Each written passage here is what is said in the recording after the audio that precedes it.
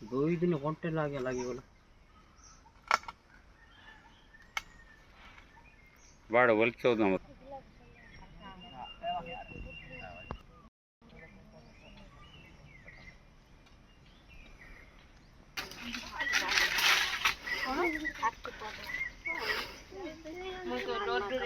ସନ୍ଧ୍ୟା ହେଲେ ଭୟଙ୍କର ହେଉଛି ଆମେ ତାପରେ ଗତକାଲିରେ ଗୋଟେ ଘର ଭାଙ୍ଗି ଦେଇଛନ୍ତି। ଆଜି ଗୋଟେ ଘର ସନ୍ଧ୍ୟା 7ଟା ହେଲେ ବାରି ଫାର୍ମ ଲୋକ ଡରିକି ଅଛନ୍ତି। କେଉଁଠି ଆଉ ପାହାଡ଼ ଜଙ୍ଗଲରେ ରହିବ କି ଦଣ୍ଡା ହେଇକରି ଗାଁରେ ଭୋଜନ ପାଇଁ ବୋଲି ଘର ଭିତରେ ଫଇ ଯାଉଛି। 2ଟା ଘର ଭାଙ୍ଗି ଦେଇଛନ୍ତି। ଆକ୍ଚୁଆଲି ଆମର 24ଟା ହାତୀ ଗୋଟେ ସପ୍ତାହ ହେଲାଣି ଆମର ଚାଟିକଣା ଆରଏଫରେ ଆସିଛନ୍ତି। ସେ ଆରଏଫ ପାଖରେ ଯେଉଁ ଗାଁ ଗୁଡ଼ାକ ଅଛି ସେଟା ହେଉଛି କଟେଇଗୁଡ଼ା, ତାପରେ ପାତାଲମ୍ବା, ପାପିଖୁଣ୍ଟି, କୁମ୍ଭାରବାଡ଼ି, ଏହା ହେଉଛି ଚାଟିକଣା ଆରଏଫ ତଳ ଗାଁ ଗୁଡ଼ାକ। ସେମାନେ ଦିନ ବେଳେ ଜଙ୍ଗଲ ଭିତରେ ସେ ଆରଏଫ ଭିତରେ ରହିଯାଆନ୍ତି। ରାତି 12ଟା ଘଣ୍ଟେ ବେଳେ ହିଁ ସେମାନେ ବାହାରିକି ଆମର ଆମ୍ବ ସିଜନଟା ଏଇଟା ଆମ୍ବ ପଣସ ସିଜନ ସେମାନେ ଆସିକି ଆମ୍ବ ପଣସ ଯାହା ଖାଇବା କଥା ସେମାନେ ଖାଆନ୍ତି। ତାଙ୍କ ପେଟରେ ଗୋଟେ ଭୋକ ଥାଏ ଖାଇକି ସେ ପାଖରେ ପାଣି ବି ଗୋଟେ ବନ୍ଧ ଅଛି, ସେ ପାଣି ପିଇକି ସେମାନେ ପହାନ୍ତିଆରେ ଆଉ ଥରେ ଜଙ୍ଗଲକୁ ପଳେଇଯାଆନ୍ତି। ଆଉ 2ଟା ଘର ଯେଉଁ କୁଡ଼ିଆ ବୋଲିକି କହନ୍ତି ଯେଉଁ ଜଙ୍ଗଲ ଭିତରେ ସେମାନେ ରହିଯାଇଛନ୍ତି 2ଟା ଘର ସେମାନେ ଟେମ୍ପୋରାରୀ ସେଠି ରହନ୍ତି। ଆଉ ସେଠି ମୁଁ ଶୁଣିବାକୁ ପାଇଲି ଯେ ମହୁଳ ପୋଚ ସେଠି ଥିବାରୁ ସେ ବାସ୍ନାରେ ସେମାନେ ଯାଇକରି ଏ ଘରକୁ 2ଟାକୁ ଭାଙ୍ଗି ଦେଇଛନ୍ତି।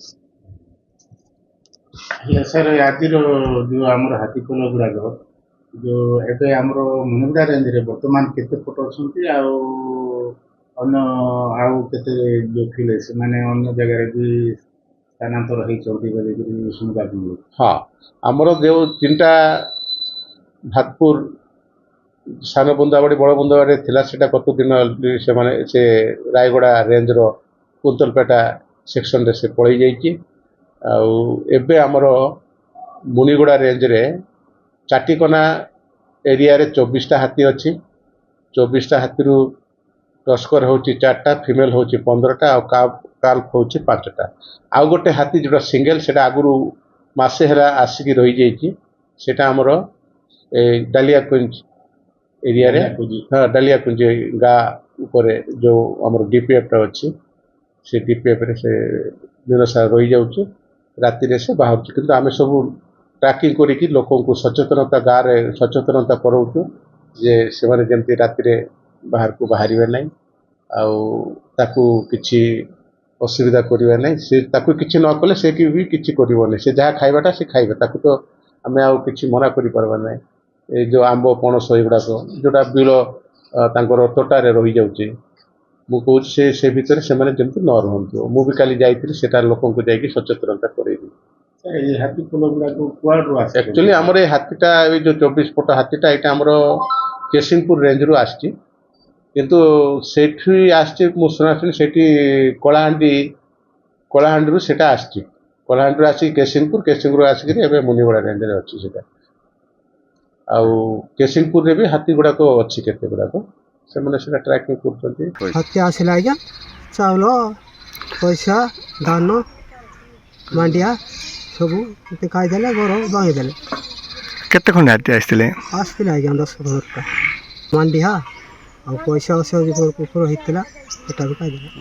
କାହିଁ ରଖିଥିଲେ ସେଟା ମାଣ୍ଡିଆରେ ଏକା ରଖିଥିଲେ ଆଜ୍ଞା। ଘର ବାନ୍ଧି ବୋଲିକି ରଖିଥିଲେ ଆଜ୍ଞା। ସାରା ଖୋଲି ଯାଇକରି ରଖିବାଟା କେମିତି କରୁ ଆଜ୍ଞା? ସେମାନେ ଆଇଲେ ଆଉ ଡଙ୍ଗେଇ ଦେଲେ ବୋଲେ। କେତେବେଳେ ଆସିଥିଲେ? କାଲି 5ଟାରେ ଆଇଲେ ଆଜ୍ଞା। ଆମେ ଆଉ ଦେଖିଲୁ ଆଉ ସେ ହାତୀମାନେ ଆସିକିନା ଖାଣ୍ଡିଲେ କି ପଳେଇ ଗଲୁ ଘରକୁ। କେତେଟା ଘର ଭାଙ୍ଗିଛି ଏଠି ଏବେ ଆଜି? ଆଜି 2ଟା ଆଜ୍ଞା। ସେ ସବୁ କାନ୍ଦଲ ଝୁଣଙ୍ଗ ମାଣ୍ଡିଆ ଧାନ ଚାଉଳ ସେମିତି ଖାଇଦେଇଛି ସବୁ। ଗୋଟେ ଆଜ୍ଞା ସେ ହାଣ୍ଡି ତସଲା ସବୁ କଟ ସେମିତି ଭାଙ୍ଗି ଦେଇଛି।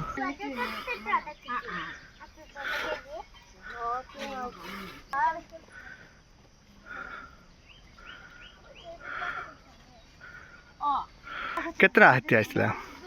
ମନ୍ଦା ଆକା ଆଜ୍ଞା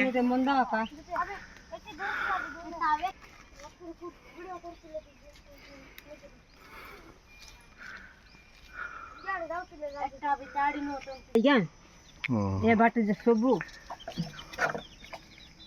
ସେ ଲିଚୁ ଗଛ ତ ସବୁ ନେଇକିନା ସେଇଟା ଖାଇଛନ୍ତି ମନ୍ଦା କିନା ମଣ୍ଡିଆ ପଇସା ଚାଉଳ ଧାନ ସବୁ ଯାକ ଦେଖୁନ ଚାଉଳ ଯାକ ସବୁ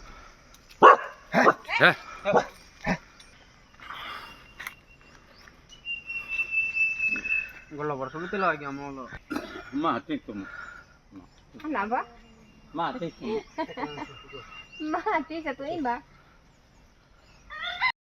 ଆଉ କାଲି ଆସିଥିଲେ କାଲି ବି ଆଜି ତ ରାତି ରୋଡ଼ି ଦେଇ କରି କିଏ ଶୋଇଥାନ୍ତି ଗାଁ